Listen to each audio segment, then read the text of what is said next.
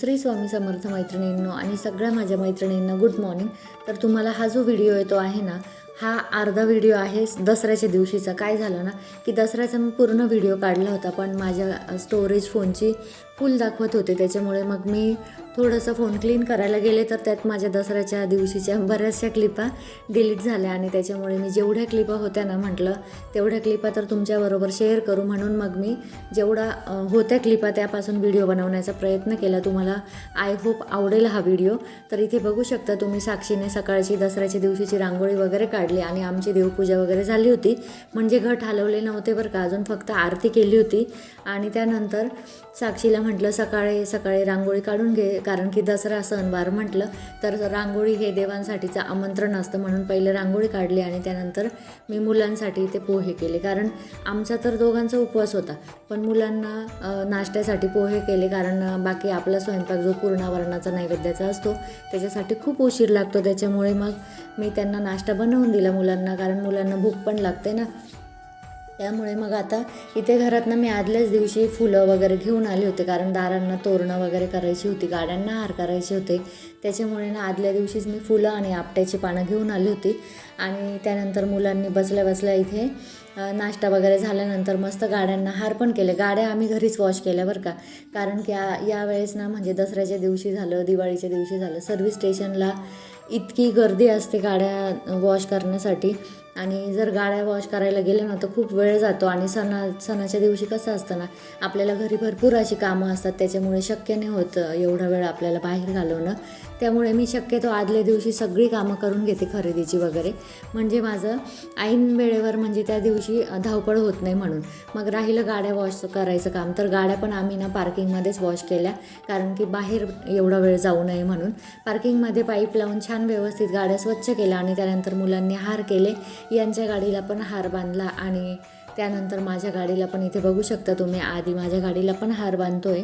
तर माझ्या गाडीची पण पूजा वगैरे जी आहे ना, यांच्या गाडीची पण पूजा, ती पूजा आपण संध्याकाळी करतो, म्हणजे गाडीला ओवाळणं वगैरे जे म्हणतो आपण ते आपण संध्याकाळी करतो, पण हार मात्र मी सकाळीच घातले, कारण की भरपूर फुलं आणलेली होती। आता ही गाड्यांचे हार झाले आणि त्यानंतर दरवाजांचे पण सगळे तोरणं वगैरे करून घेतले, पुढच्या दरवाजाला पण केलं आणि बाल्कनीच्या दरवाजाला पण केलं, आणि साक्षीने बघा इथे कशा पद्धतीचं तोरण केलं, आणि त्यानंतर भरपूर फुलं असल्यामुळे ना तिने इथे थोडीशी फुलांची डिझाईन पण बनवली होती दरवाजात, आणि त्यामध्ये मस्त असा आपला दिवा लावला होता एक। आणि इथे बघू शकता तुम्ही रांगोळी कशी काढली होती, ही आहे आपली दसऱ्याची रांगोळी, आणि तुम्हाला कशी वाटते ते मला कमेंट सेक्शनमध्ये नक्की सांगा।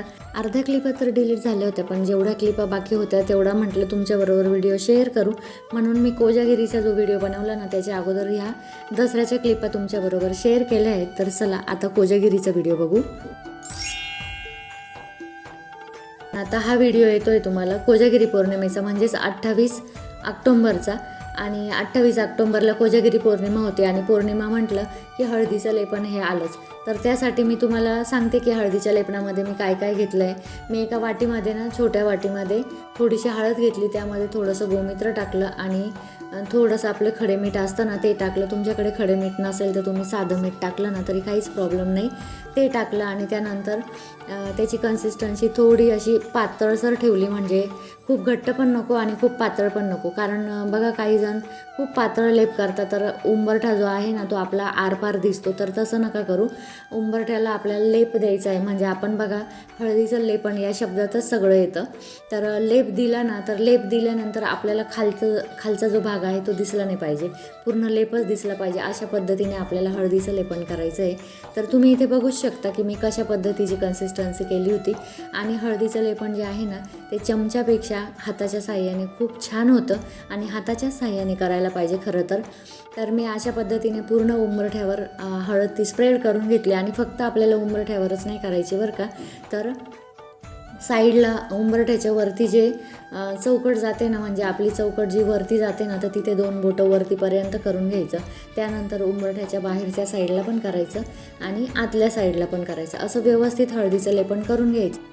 आणि हळदीचं लेपन करताना नेहमी उंबरठ्याच्या बाहेरच्या साईडला, म्हणजे दरवाजाच्या बाहेरच्या साईडला बसायचं आणि मग हे लेपन करायचं, आतल्या साईडला बसून कधीही करायचं नाही।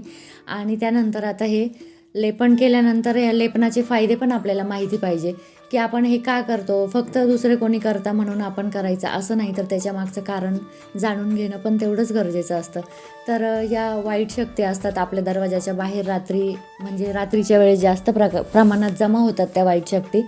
आपण ज्यांना वाईट शक्ती म्हणू शकतो, वाईट ऊर्जा म्हणू शकतो किंवा निगेटिव्हिटीसुद्धा म्हणू शकतो, तर त्या ज्या उंबरठ्याच्या बाहेर जमा झालेल्या असतात त्यांना आत येण्यास प्रतिबंध होतो हळदीच्या लेपनाने. त्यामुळे आपल्याला हे हळदीचं लेपन करायचं आहे. पण हळदीचं लेपन कधी कधी करायचं हे पण जास्त गरजेचं आहे समजून घेणं. तर हळदीचं लेपन तुम्ही शुक्रवारी, मंगळवारी म्हणजे देवीचा जो वार असतो तेव्हा, किंवा पौर्णिमेला किंवा अमावास्येला सुद्धा करू शकतात. तर असं हळदीच्या लेपनाचं महत्त्व मी थोडंफार मला जेवढं माहिती आहे तेवढं तुम्हाला सांगण्याचा प्रयत्न केला. आणि त्यानंतर आता मला रांगोळी काढायची आहे. रांगोळी काही मी अगोदर काढली नाही, कारण की हे लेपन करत असताना तुम्ही बघितलं असेल मी कुठे बसले, जिथे आपण रांगोळी काढतो ना तिथेच बसून मी लेपन केलं होतं. त्यामुळे मग आता रांगोळी काढते. आणि आज आहे खंडग्रास चंद्रग्रहण. तर हे चंद्रग्रहणाचे वेध जे आहेत ना ते संध्याकाळी चालू होत आहेत, म्हणजे तरी 3 नंतर चालू होत आहेत. त्याच्यामुळे 3च्या आत आपल्याला जेवढं काही देवाचं वगैरे काही करायचं असेल, पौर्णिमेला काही जण सत्यनारायण वगैरे करतात घरी, तर ते सत्यनारायण करायचं असेल तर ते पण तुम्हाला 3:10 आतच करायचं आहे. आणि देवाचं जे काही करायचं आहे ते सगळं, म्हणजे कोजागिरी पौर्णिमा म्हटली तर आपण देवाचं बरंच काही करतो, कुंकुमार्जन वगैरे असं बऱ्याच गोष्टी असतात. तर या सगळ्या 3च्या आतच करायच्या आहे. त्याच्यामुळे ना पटापट सगळी घाई चाललेली होती. आणि आज मला कोहळा पण बांधायचा आहे दरवाजाला. आज पौर्णिमा असल्यामुळे कोहळा पण, माझा पहिला जो कोहळा होता तो खराब झाला आणि त्यामुळे मी तो काढून टाकला. आणि आज शनिवार, त्यातल्या त्यात पौर्णिमा, म्हटलं चला आजच बांधू. जर आपला कोहळा खराब झाला दरवाजाचा तर आपण शनिवारी किंवा अमावास्येला बांधू शकतो. त्यामुळे आज शनिवार असल्यामुळे मी आजच बांधणार आहे. पण तो कसा बांधायचा आणि योग्य पद्धत त्याची काय आहे, बऱ्याच जणींना माहिती नसते. त्याच्यामुळे बांधण्याची इच्छा असतानाही तो कोहळा ते घेऊ शकत नाही. त्याच्यामुळे व्हिडिओ स्किप न करता पुढे नक्की बघत राहा. मी तुम्हाला कोहळा कसा बांधायचा, त्याची पूर्ण माहिती, योग्य प्रकारे कसा बांधता येईल हे सांगणार आहे. तर त्यासाठी व्हिडिओ पूर्ण बघा. आणि इथे आता मी साधी सिंपल अशी रांगोळी काढून घेतली. असा एक रांगोळीचा पट्टा काढून त्यावर छापे मारले ना तर पटकन रांगोळी होते, कारण की आज घाई आहे. आणि ग्रहणामुळे कसं ना सगळीच धावपळ झाली. आता काही जण मानतात आणि काही जण नाही मानत. काही जण ही भौगोलिक प्रक्रिया समजतात. खरं तर ही खरंच एक नॅचरल प्रोसेस आहे. पण आध्यात्मिक जे लोक आहे ना ते मानतात. आणि आपले जे पूर्वज आहे ना ते पण ग्रहणाचं सगळं मानायचे, कारण की ग्रहणाच्या वेळेस पृथ्वीवरचा चंद्राचा जो प्रभाव असतो ना तो कमी झालेला असतो. आता मी तर या सगळ्या गोष्टी मानते, त्याच्यामुळे मी हे सगळं पाळणार आहे. आणि तुम्ही बघू शकता आपली रांगोळी कशी झाली आहे ते. आता आम्ही कोहळा घ्यायला आलो आणि आमच्या इथे गंगेवर नाशिकला ना असा कोहळ्याचं पूर्ण, म्हणजे खूप सारे दुकानं असतात कोहळ्याचे. मग काही भाजीला पण नेतात ना काका, भाजीला वगैरे असं घेऊन जातात कोहळा. आणि कोणी दरवाजात बांधायला नेतं. आणि माझ्याबरोबर आहे नितिशा. तर नितिशा आणि आम्ही दोघींनी पण म्हटलं यावेळेस माझा पहिला कोहळा खराब झाला तर म्हटलं आता बांधू. तर आता आलोय आम्ही कोहळा घ्यायला. तुम्हाला दाखवते बॅक कॅमेऱ्याने किती कोहळे असतात आमच्या इथे विकायला. तर तुम्ही बघू शकता, ज्या नाशिकला राहतात ना तर त्यांना माहितीच आहे, गोदावरी नदीच्या काठी असं हे कोहळ्याचे दुकानं बसलेले असतात खूप सारे.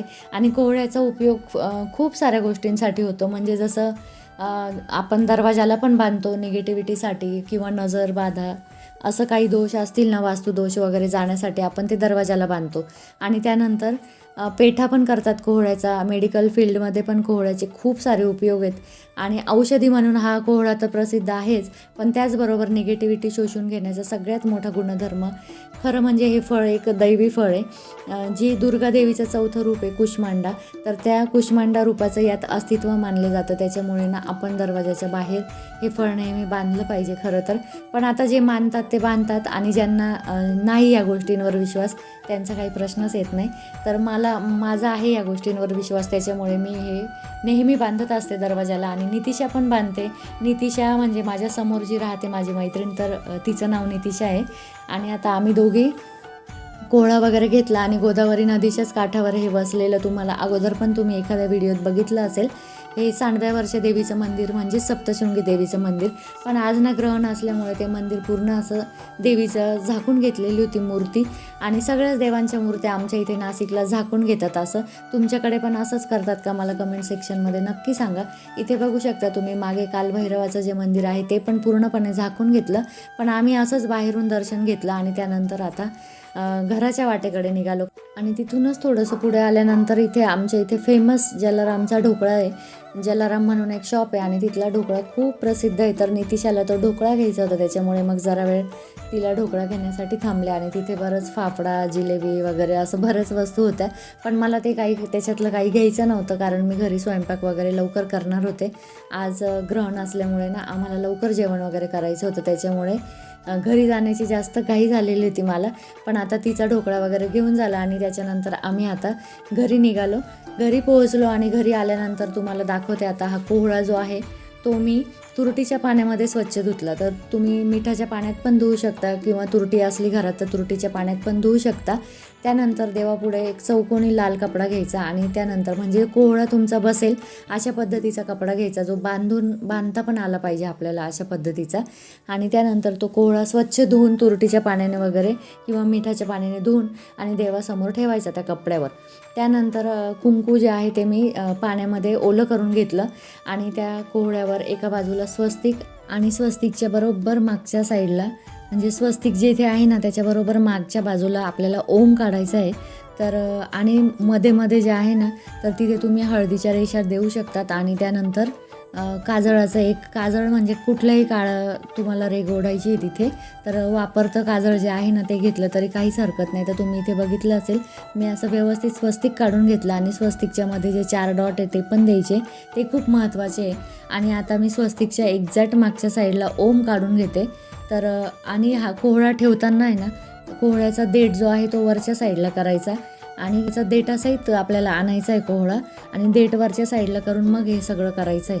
आणि त्यानंतर आता ओम वगैरे काढून झालं की बरोबर मधोमध आपल्याला काजळाची एक रेष द्यायची आहे आणि त्यानंतर हळदीची किंवा तुम्ही हळदी कुंकू अर्पण पण करू शकता, असं रेष जरी नाही ओढता आली तुम्हाला तरी पण. आणि आता हा ओम तर काढून झाला माझा.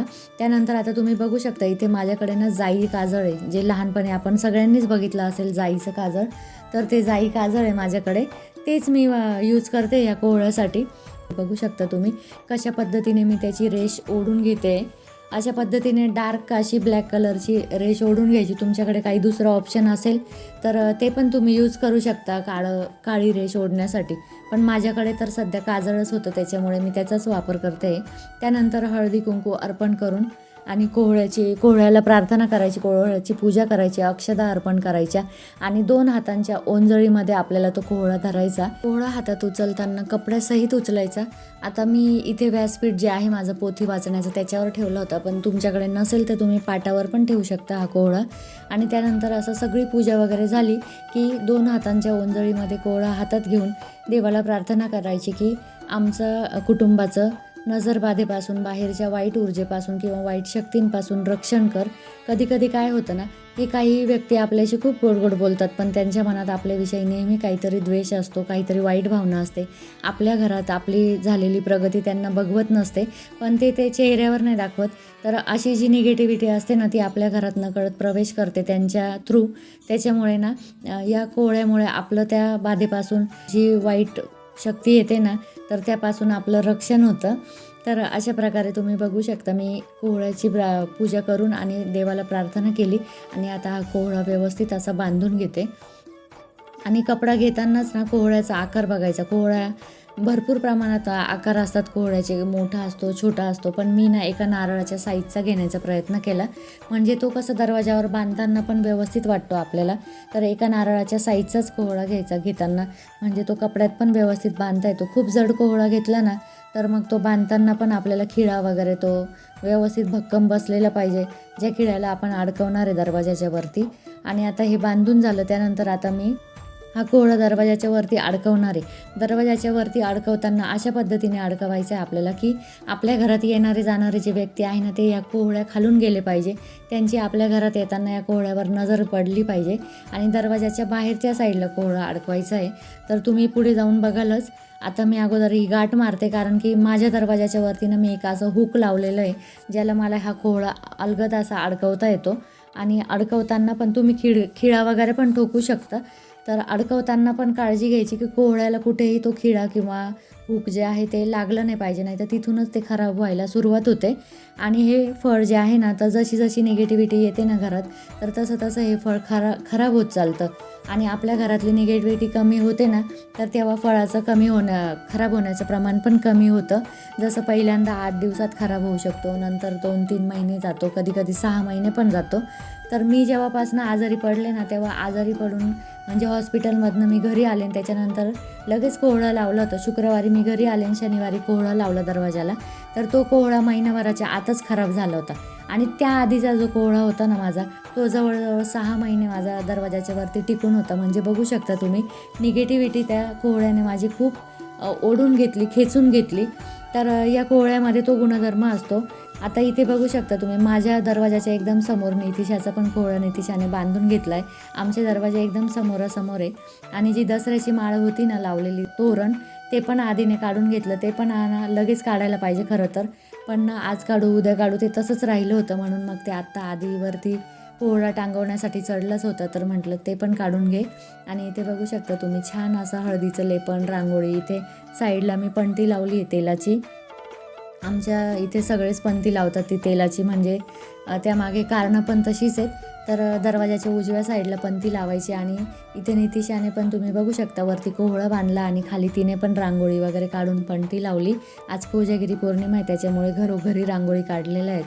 आणि माझी पण पणती, रांगोळी वगैरे सगळं झालं. आणि आता माझं हे सगळं झाल्यानंतर आता मी घरात जाते, कारण मला स्वयंपाक पण करायचा आहे. 3 सांजेची वेळ झालेली आहे, पटकन स्वयंपाक करायचा. आणि आता मी आजची देवपूजा पण तुम्हाला दाखवते.